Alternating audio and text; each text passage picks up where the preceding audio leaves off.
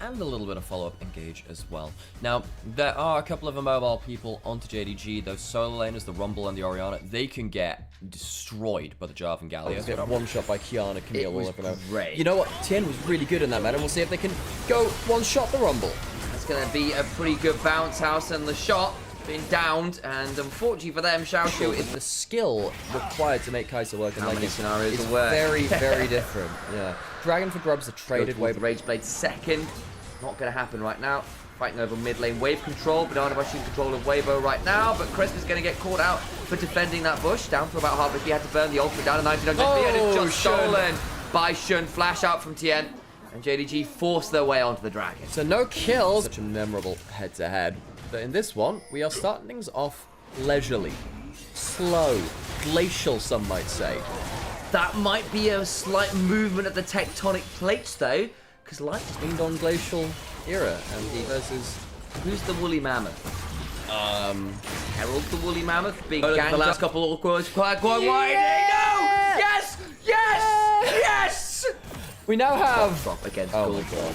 Sam, we do have Sam. We actually have a dragon. Do we For have once, a fight? we may actually have a fight. Okay, Pays well, over the wall. 2,000 HP. It's going to go down. Potential fight afterwards. Jork hits the Dredgestein. Has to flash out of the shield around. Flash from Crisp. Good equalizer. Hero's entrance. They're going to try and interrupt that hero's entrance. That means Crisp goes down. The equalizer, as you said, dangerous. Cataclysm good. But Tien exhausted. Flash away from Breed. Taze Valkyrieing forwards. Blasco tries to keep Breed safe, but he can't. As Xiaoshu gets to follow him, they murder everyone. Finally, some violence. And JDG are the ones winning out on top of it. Xiaoshu, who should be out to safety with that blast cone. Xiaoshu is the hero of that fight. As Weibo wanted to go in, the equalizer hit both carries and slowed them down. Breathe.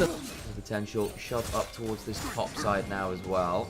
He still has both summoners. Quite hard to get the best out of him. You see that he's walking up pretty brazenly, just about to get himself the Muramana on this transformation. There you go. Equalizer used to chunk him out. Clutch ghost, by the way, from Crisp. Just about got him far enough away from the dredge. This is good from JDG. What it means is that the HP is a little lower. They have 3 grubs, remember, so they can take a load of damage off of this tower. Even single auto attacks the DOT afterwards, takes a chunk off. Do that once more, maybe the turret falls. Again, got a couple minutes until the next objective, so you can afford to be a little bit more profligate with your ultimates. What does profligate mean, Sam? If you're being profligate, you are being wild. Did get that second dragon, by the way. It was them who picked that up. But through mid lane we go. Breed tries to clear the wave with the weirding, won't be able to do so. Turning to the scene of the climb phase. In the back. They're onto the dragon now, a JDG. Can Weibo mount themselves a fight here? They're a little out of position. Just flipping it. Breathe on a potential flank angle has been warded off by Xiaoshu. 3k HP on the dragon. TM with the flag. The drag available. Over the wall goes Breathe, and the dragon is just taken by Shun. Second now for JDG as they need to back away from the Between Worlds, and Weibo Gaming unable to pull the trigger really and put out. In comes the equalizer though, gets a good chunk onto Breathe. He's now potentially in danger, has to flash on out. Redemption coming on forwards.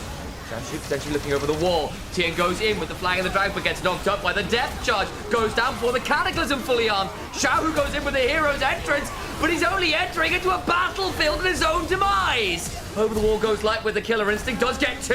Pull back with the shockwave, and his moment of glory is quickly snuffed out. That's a good effort from Light, but JDG are just more coordinated in the fight. Top forward for better cues, and back again. Yeah, he's one of the few which might do okay with that one, but most people again. Because it brings you right back to where you were, it's really quite hard to use. Light gonna walk in towards mid lane, has the E upgrade, but uses the barrier to try and clear the wave. Oh my days, gets to the wave and actually leaves someone split up on the other side. Scout just about to find, he got a good shockwave, flashes out, stays alive. The hero's entrance comes on through, the knock-up in, but the equalizer tags Light. He's burning, not quite dead. Over comes Breathe, looking for a counter punch of his own, goes between worlds. The problem is that Xiaoshu is sending him everywhere else. The Cataclysm comes on through from TM, but there's no follow-up anymore. All of the cooldowns have been burned. Light makes a huge mistake going for that mid lane wave clear and losing his barrier and his HP. If he had the HP to follow up onto Scout, that would have been a one fight for Weibo. That could have been the play back into the game, but Light's misstep and JDG and Paze's punishment sees them not only getting the kills, but getting the Baron as well.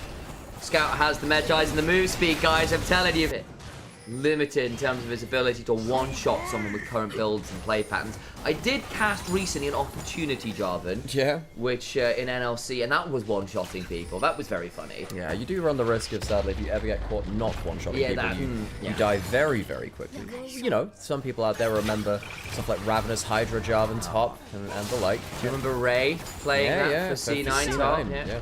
Apparently, he's coming back into pro play, by the way. Oh, congratulations to him. He's doing his, he's done his military service, so he's coming back into pro play. Like Lorky, who's got a more Malmortius to deal with the very heavily magic damage team, actually. Even the Kai'Sa building mixed damage, right? And then Paige gets the Valkyrie away. Stretch out on the wall goes wide, but Jorfair getting into body block a lot of this. An attempt there from Breeze, who just doesn't hurt Paige with all the magic resist and the redemption coming on through. Breeze nearly burning out the equalizer. Tien and Chris desperately low. Kai'Sa takes out a Nautilus. That's the best they can get. Flash into ignominy for Xiaohu, and 4 members fall. Breathe on the fountain with no tools left. It's a slow game. It's a grindy game. It's a boring game.